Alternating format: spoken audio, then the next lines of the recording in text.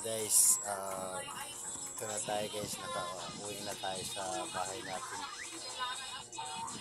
Salamat tayo sa Panginoong Diyos na nakauwi tayo na safe. Malaking na yun sa atin. So ngayon guys, dito tayo, relax tayo. Paano natin yung paa natin kasi sakit sa kakatayo. So ngayon guys, good evening po. Good evening sa inyong lahat dyan, lalo na yung subscribers ko dyan.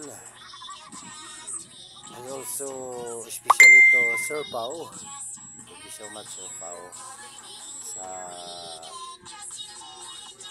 pag-advise niyo po sa akin na ganito yung gagawin dito sa YouTube guys.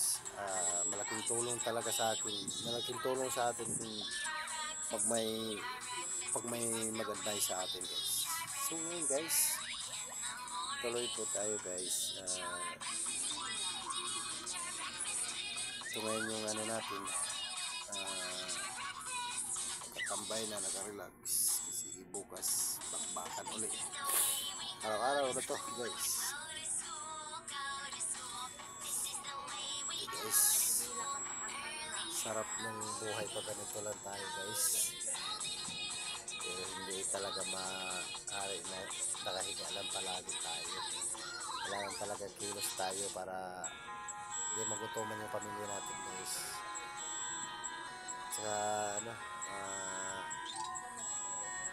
shout out ko na rin po yung pamilya ko dun sa probinsya. Shout out nanay, tatay, mga kapatid ko dyan. Ingat po tayong lahat. Ingat po. Shout out. Good evening sa inyong lahat dyan.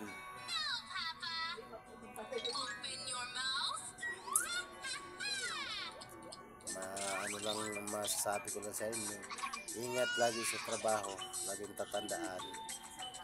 Sabi pa ni Kuya Kim, ang buhay ay winner lang. So, ganyan talaga ang buhay.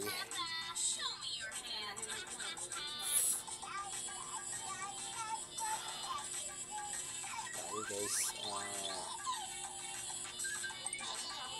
nagantay tayo sa pwedeng tayo tawagin sa misis natin na kakain.